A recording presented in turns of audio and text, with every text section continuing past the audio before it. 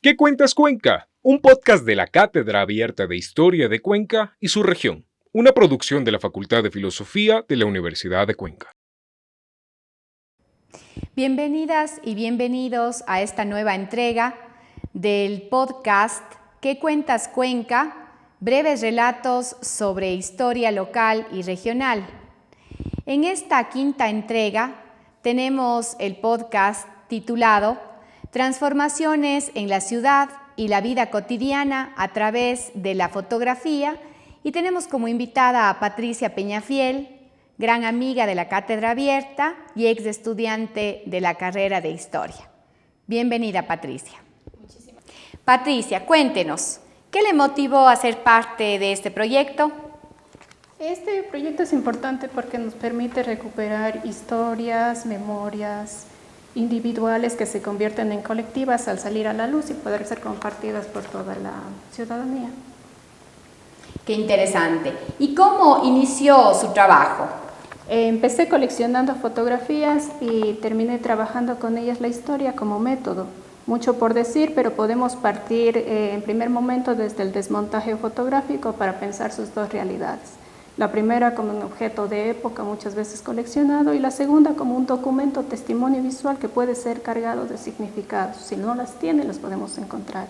Las fotografías muestran un momento del tiempo determinado, congelado, un documento verídico del ayer, pero que no es totalitario, sino fraccionado. Es un elemento, un objeto de apariencias que puede leerse y que muchas veces no puede verse más allá de lo que está ahí. Esta característica ha hecho que ellas terminen solo como imágenes, ilustraciones que acompañan los textos. Pierden con ellas su potencial histórico y como acompañante o ilustrada poco nada informa, emociona o mueve a quien las observa a interrogarlas. Qué bien. Bueno, en este podcast, a más de este interesante diálogo, tendremos la posibilidad de hacer un paseo sobre las fotografías o a partir de algunas de las muchas fotografías con las que cuenta el proyecto sobre la ciudad para poder a través de ellas mirar esas transformaciones y también la vida cotidiana. Cuéntenos cómo inició su trabajo en la fotografía y sobre todo, ¿cuál es ese objetivo que tiene el proyecto en el que usted participa? Empezamos en el 2016, casi prácticamente después de haber acabado la universidad. El objetivo del proyecto es recuperar estas fotografías que permanecen mucho tiempo almacenadas y que muy poco han sido utilizadas para hacerlas hablar. Se puede con ellas recuperar memorias y llevarlas por medios adecuados a que la gente las pueda reconocer. Una vez apropiado el objeto, con ellas se puede hacer milagros. Podemos hacer que un objeto que ha permanecido escondido cobre vida. Es decir, que una fotografía pasa de ser un objeto a tener vida. Si la contemplamos en blanco y negro, almacenada, muchas veces empolvada o deteriorada, han sufrido incendios o inundaciones, son olvidadas. Pero si las recuperamos, ellas pueden volver a la luz. Las personas se apropian y nos pueden contar sus historias. Interesantísimo. Cuénteme, ¿qué le ha motivado a investigar la historia a través de la fotografía? Pensando sus realidades, sacándolo de ser un objeto a ser un objeto, un elemento, más bien comunicativo. Muy bien. Y también quería preguntarle, ¿qué patrimonio o cuán amplio es su archivo fotográfico en el proyecto? Empezamos con 9.000 fotografías, ahorita tenemos muchas más, intervenidas tenemos aproximadamente más de 600 fotografías a color. Sí, es amplio y nosotros constantemente estamos trabajando archivo y también repatriación de los mismos porque muchos elementos fotográficos se encuentran fuera del país. Se encuentran colecciones arqueológicas, por ejemplo, en Estados Unidos, en Alemania y en otros lugares. Lo que hacemos nosotros es mediar para que ellas puedan retornar con sus respectivos derechos del titular y ser compartidos con la gente, que merece verla porque es aquí, es su lugar. Y también quisiera saber cómo es el día a día de Patricia, es decir, cómo es su trabajo, qué es lo que hace, cómo es el proceso de selección de la fotografía, cómo va la intervención, la colorización, etc. Nosotros buscamos fotografías íntegras. Lo que encontramos generalmente es fotografías que han sido recortadas.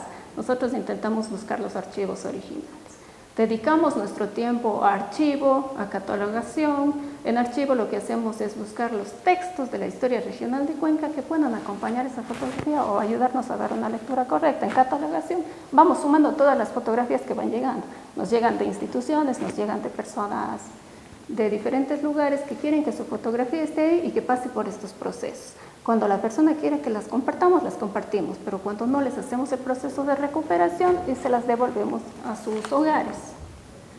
Y en ese sentido, ¿cuáles son los archivos a los que ustedes pueden acudir para rescatar las fotografías?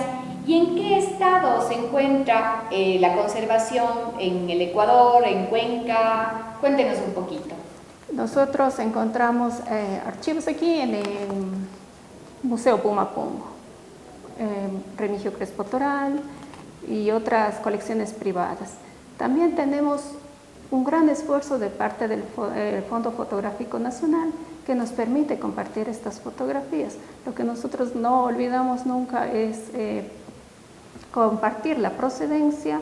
Muchas veces nos piden los números de las fotografías para ellos poder buscarlos. Nosotros no queremos reemplazar los archivos originales, nunca lo vamos a hacer, pero ponemos su pie de página para que la gente pueda dirigirse a ellos y encontrarlos.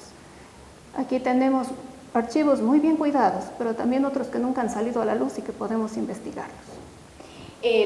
Claro, la fotografía original y la fotografía que está intervenida por el proyecto Fotografía, Historia y Color, sí, tiene sus diferencias, ¿no? Claro. ¿En qué sentido? Explíquenos un poquito. Las fotografías originales ya tienen su estado de conservación, están buenos, regulares, malos. Nosotros lo que hacemos es recuperarlas. Les eliminamos manchas, les eliminamos rastros de quemaduras, absolutamente todo lo que pueda estar afectando. Inclusive hacemos cuadrados de iluminación y todo lo demás que pudo haber tenido la original. Y el cambio es que la presentamos al color. Quizás el mayor esfuerzo que nosotros hacemos es no pasarla automáticamente por programas actuales, sino que lo hacemos una colorización manual. Una fotografía puede tener hasta 450 capas de color y el objetivo es hacerle tan bien el cuadrado del color que no se dañe la original. No podemos alterar la fotografía original y siempre trabajamos con copias.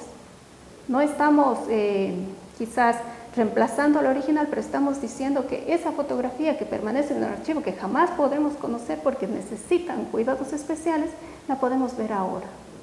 Muy bien. O sea, poner a disposición del público, ¿no? Sí. Esa información.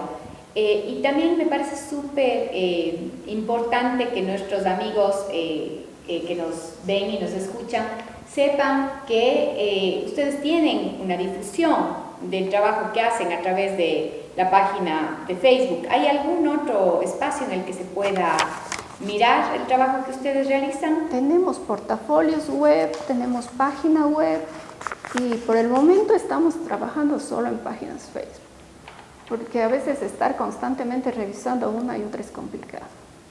Y sí, en esa medida de esa difusión que se ha hecho a través, sobre todo, insisto, de la página de Facebook, aunque no es el único lugar, cuéntenos alguna experiencia de las personas que se comunican con ustedes a través de esas redes.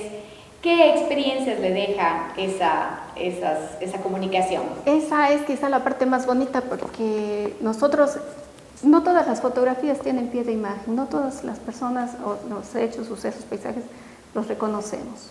Las colorizamos con la esperanza de que alguien va a reconocer y decir, esta es mía. Y nos ha sucedido que muchas veces a los no identificados les sale, esta es mi mamá, este es mi papá, o posiblemente esta sea mi abuela. El caso que me tocó de una señorita específicamente que me decía que había sido dejada en el orfanatorio y que creían que ella podía ser su familiar. Increíble, ¿no? Sí. Y en ese sentido, ¿ustedes hacen alguna actualización de esa información cuando, por ejemplo, ponen la fotografía a disposición y reciben alguna retroalimentación? ¿Cómo proceden? Nosotros tenemos el archivo, nuestro archivo. Entonces, los metadatos se componen por fecha, por autor, por fuente, pero nuestros metadatos son mucho más interesantes, porque ahí vamos sumando las historias y los comentarios de las personas que nos van contando. Por ejemplo, a esta fotografía yo le puedo añadir esto sucede en tal lugar, o esta persona es tanto, o esta persona es tanto, o se dedicó a tal cosa. Entonces eso nosotros vamos sumando y creando fichas para cada fotografía. Lo que esperamos más adelante es hacer una galería fotográfica solo con comentarios, para ver cómo se reconstruye esa historia desde las personas. La historia de la vida cotidiana. Exactamente, esa es la vida cotidiana. Excelente, muy bien. ¿Y cómo podemos, ya hemos visto que pues es tan importante la fotografía en la historia cotidiana, ¿y qué pasa con las transformaciones que se dan en la ciudad? ¿Cómo la fotografía nos permite hacer esos análisis? Las fotografías son testimonios del tiempo. Este registro que llega a nuestros días se presenta personajes, paisajes, hechos sociales que se mantienen, han cambiado o han desaparecido. La contemplación fotográfica implica mirar lo que fue y lo que se presenta hoy. El análisis fotográfico es ese desmontar de capas superpuestas para identificar elementos, acciones y procesos. Como indicamos, la fotografía siempre será un fragmento, es una partecita de toda la historia, que exige del investigador, en este caso del historiador fotográfico, trasladarse a las coordenadas que son espacio y lugar, al contexto relatado, detallado, a las fuentes escritas, orales, pero sin olvidar la influencia, en este caso, del solicitante, el propósito del autor que fue de la fotografía. Vemos que todo se transforma en esta vida. Las ciudades responden a diferentes momentos de evolución y decisiones tomadas. Algunos de sus orígenes son motivos políticos, religiosos, económicos, jurídicos, educativos, inclusive familiares. Generalmente las transformaciones que nosotros captamos, las más sensibles, son las arquitectónico-estructurales, porque estamos caminando por la ciudad y vemos que esto había ahí o esto nos falta ahora. Con respecto a la imagen fotográfica y su poder comunicacional, es posible indicar que pueden surgir datos reveladores de los sucesos que ocurrieron en tal o determinado lugar. En ese sentido, efectivamente, parecería que la parte arquitectónica es la más evidente. Claro. Pero en el caso muy personal, me he fijado en las riberas de los ríos, por ejemplo, en un tema que está tan en boga, en la conservación de las fuentes de agua y en ese sentido también todas las riberas de los ríos. He visto cambios significativos también en las orillas de los ríos. No sé si alguna experiencia tal vez por ahí, en el espacio donde se aprendía a nadar, en el hondo que se encuentra en el vado, alguna cosa puede contarnos. Hace unos días me hicieron una invitación para una entrevista y hablaban de los cambios de los usos del suelo en las riberas del río Tomebamba. Y es precisamente lo que debemos plantearnos. ¿Cómo se qué se mantiene, se conserva, no se conserva? ¿Es adecuado o no es adecuado? Ahí tenemos unas fotografías de las pescas del Tomebamba, del lavado de sombreros en el mismo Tomebamba, de la presencia de los hondos tan ansiados de los abuelos, inclusive de nuestros padres. Entonces sí, ha habido cambios bastante fuertes, pero estos no aparecen en las fotos, salvo que usted les pregunte o que les ponga a las personas con una palabra clave, los hondos. Ahí le va a decir, aquí nadamos, aquí aprendimos a nadar, no teníamos dinero para ir a baños ni había. Entonces nos íbamos a las orillas de los ríos, nos íbamos por el Tomebamba, nos íbamos más abajo, y tienen sus respectivos nombres, lugares y historias. El del Otorongo, el más hondo de todos, inclusive mi papá me contaba que casi se ahogaba ahí. Y ahora probablemente no. Y ahora no hay evidencia porque no pasa del metro de profundidad. Sí. Y en ese sentido, ¿cómo se construye la narrativa? O sea, la foto es un elemento, ¿no es cierto? Pero detrás, usted decía, hay coordenadas. ¿Cómo se construye esa narrativa que acompaña a la fotografía o que explica y que contextualiza la fotografía? Nosotros tenemos que compartir la fotografía con sus datos, con los que vemos a primera vista, con su autor, su año, y tenemos que respetar inclusive sus títulos originales, estén como estén.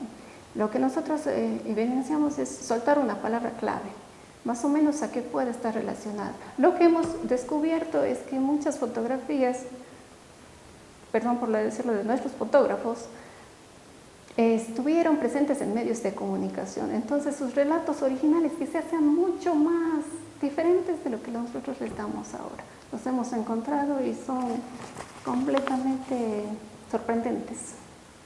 Sí. Muy bien. ¿Cuál sería una manera, por ejemplo, de uso de este recurso como es la fotografía en el aula o para futuros historiadores o para estudiantes de historia? Nosotros lo que hacemos es cada determinado tiempo elaboramos convocatorias para talleres. Nosotros damos talleres de historia de la fotografía, de álbum fotográfico también, que es muy poco visto aquí, también lo hacemos, y de esta reconstrucción de la fotografía mismo, ya sea de paisaje, ya sea de suceso. Es un poquito más complicado porque necesita que usted lea, necesita que usted esté empapado de historia, de fuentes y que aprenda a manejarlas, a identificarlas, a visitarlas, a saber en dónde está tal cual archivo y cómo ir armando esa historia. Entonces, sí, hacemos talleres para niños desde 6 años hasta mayorcitos con álbumes fotográficos, y en los asilos de ancianos les pedimos la fotografía de jóvenes para hacer las comparativas y que sean personas activas, que se vean como personas activas todavía en nuestra sociedad. Trabajando con la memoria, ¿no? Sí. Excelente. Finalmente, un consejo para las familias o para quienes tienen estos archivos que son personales o para quienes construimos nuestros propios archivos personales cada día. Lo que les aconsejaría es que aprendan a valorarlos, que les saquen de ese rinconcito en donde les tienen guardados y que empiecen a entender esta historia que se construyó mucho antes. Bisabuelos, muchas personas tienen registros muy anteriores, desde 1800, 1900, grabados, cartas, todo, inclusive avisos de periódicos sirven, absolutamente todo. Entonces, que lo saquen a la luz. Es un trabajo muy bonito hacer el álbum fotográfico, muy, muy bonito. Y que ahora existen muchos medios para recuperar una fotografía. Y que existen otros intereses, es decir, son historias que permanecen olvidadas o que no han querido contarlas, pero con cierta mediación, con cierto apoyo pueden hacerlo. Muy bien. ¿Cómo pueden comunicarse con Patricia Peñafiel o con el proyecto Fotografía, Historia y Color a nuestros amigos que hoy nos están siguiendo y que a lo mejor no conocían de este proyecto? Estamos en redes sociales, en Facebook como Proyecto Fotografía, Historia y Color. También pueden buscar nuestra página web, ahí tenemos nuestros correos. Yo actualmente me desempeño como recuperadora óptica digital, entonces existe mi correo también en el que se pueden comunicar. Allá se envía directamente las fotografías para revisión. Este trabajo, señores, no tiene costo, lo hacemos así y lo compartimos con las personas. Es un trabajo que toma mucho tiempo, pero consideramos que lo que se puede extraer de ellos es mucho más valioso para toda la comunidad. Muchas gracias, Patricia. Bueno, y a nuestras amigas y amigos que nos siguen, decirles pues que hay muchas maneras de hacer historia. El uso de la fotografía y el proyecto que lleva adelante Patricia o del que forma parte Patricia es un ejemplo de las muchas formas que tenemos de rescate de nuestra historia, tanto personal como colectiva. Invitamos a nuestros amigos a seguir las redes que compartimos y también a seguirnos en nuevas ediciones de estos podcasts. Muchas gracias, Patricia, nuevamente, y gracias a todos.